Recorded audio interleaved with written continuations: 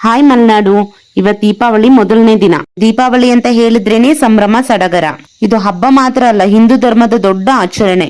ಪ್ರತಿನಿತ್ಯವೂ ವಿಶೇಷತೆ, ಹೋದಲ್ಲೆಲ್ಲ ವಿಭಿನ್ನ ಆಚರಣೆಗಳು ಈ ಹಬ್ಬದ ವಿಶೇಷ. ಇವತ್ತು ದೀಪಾವಳಿ ಮೊದಲನೇ ದಿನ ಗಂಗೆ ಪೂಜೆ ಮಾಡಿ ಬೂರೆ ನೀರು ತುಂಬೋದು. ಹಳ್ಳಿಲಿರೋ ನಿಮಗೆ ಹೆಚ್ಚೇನು ಹೇಳೋ ಅವಶ್ಯಕತೆ ಇಲ್ಲ. ಆದ್ರೆ ಪೇಟೆಲಿರೋ ಅದೆಷ್ಟೋ ಜನರಿಗೆ ಈ ಹಬ್ಬದ ಪರಿಚಯನೇ ಇಲ್ಲ.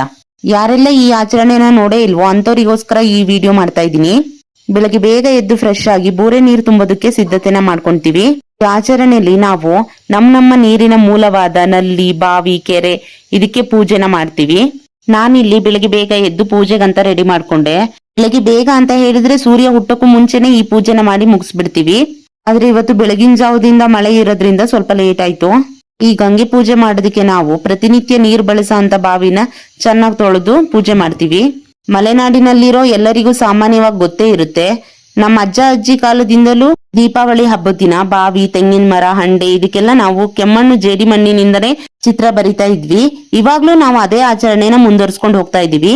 ಇವತ್ ಬೆಳಗ್ಗೆ ಬಾವಿ ಪೂಜೆ ಇದ್ದಿದ್ರಿಂದ ಅಮ್ಮ ಬೆಳಗ್ಗೆ ಬೇಗ ಎಬ್ಸ್ತು. ನನ್ ತಂಗಿ ದೀಪಾವಳಿ ಹಬ್ಬಕ್ಕಂತ ಹೇಳಿ ಊರಿಂದ ಬಂದಿದ್ಲು. ನಾನ್ ಬೆಳಗ್ಗೆ ಎದ್ದು ಪೂಜೆಗಂತ ರೆಡಿ ಮಾಡ್ಕೊಂಡರೊಳಗೆ ನನ್ ತಂಗಿ ಮಗನು ಎದ್ಬಿಟ್ಟ. ಆಮೇಲೆ ನಮ್ಮ ಮಾವನು ಇಲ್ಲಿ ಬಾವಿ ಹತ್ರ ಬಾವಿ ಪೂಜೆಗಂತ ಎಲ್ಲ ಕ್ಲೀನ್ ಮಾಡ್ಕೊಟ್ರು.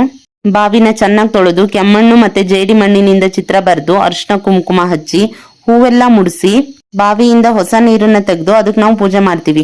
ಹಂಗೆ ನಾವು ಭತ್ತದ ಎಲೆನ ಅಂದ್ರೆ ಸಸಿನ ತಗೊಂಡ್ ಬಂದು ಕೊಡಪಾನ, ಬಾವಿ, ಗಿಂಡಿ ಇದಕ್ಕೆಲ್ಲ ಕಟ್ತೀವಿ. ಬಾವಿಲ್ ಸೇದಿರೋ ನೀರನ್ನ ಕೊಡಪಾನದಲ್ಲಿ ಇರೋದನ್ನ ನಾವು ಸ್ನಾನಕ್ಕಂತ ಯೂಸ್ ಮಾಡ್ತೀವಿ. ಗಿಂಡಿಲಿ ಇರೋದನ್ನ ದೇವ್ರ ಮನೇಲಿ ಇಟ್ಟು ಪೂಜೆ ಮಾಡ್ತೀವಿ. ತೆಂಗಿನಕಾಯಿ ಒಡೆದು ಹಣ್ಣು ಕಾಯಿ ಮಾಡಿ ಪೂಜೆ ಎಲ್ಲ ಆಗಾದ್ಮೇಲೆ ಮನ್ಸಲ್ಲಿ ಬೇಡ್ಕೊಂಡು ವೀಳ್ಯದೆಲೆಲಿರೋ ಎಲೆ ಅಡಿಕೆನ ನೆಟ್ಟಗ್ ತೇಲ ತರ ಬಿಡ್ಬೇಕು. ಸದ್ಯ ಮಾರ್ರೆ ನನ್ನ ಅದೃಷ್ಟ ಚೆನ್ನಾಗಿತ್ತು, ಅದು ಅಂಗಾತ ತೇಲ್ತಾ ಇದೆ.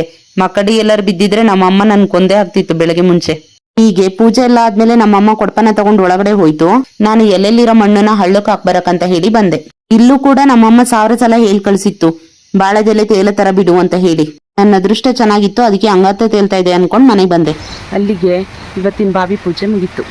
ಹಳ್ಳದಿಂದ ಬಂದು ಹಣ್ಣು ಕಾಯಿ ತಗೊಂಡು ಒಳಗಡೆ ಹೋಗೋಣ ಅಂತ ನೋಡಿದ್ರೆ ನಮ್ ಸಣ್ಣ ಪಾಪನು ಎದ್ದಿದ್ದಾನೆ. ಅವನಿಗಿದೆಲ್ಲ ಹೊಸದು. ಈ ವರ್ಷನೇ ಅವ್ನ್ ಮೊದಲನೇ ದೀಪಾವಳಿ. ಹಿಂಗೆ ನನ್ನೆಲ್ಲಾ ವಿಡಿಯೋಸ್ನ ನೋಡಿ ಸಪೋರ್ಟ್ ಮಾಡಿ. ಟಾಟಾ, ಬಾಯ್ ಬಾಯ್.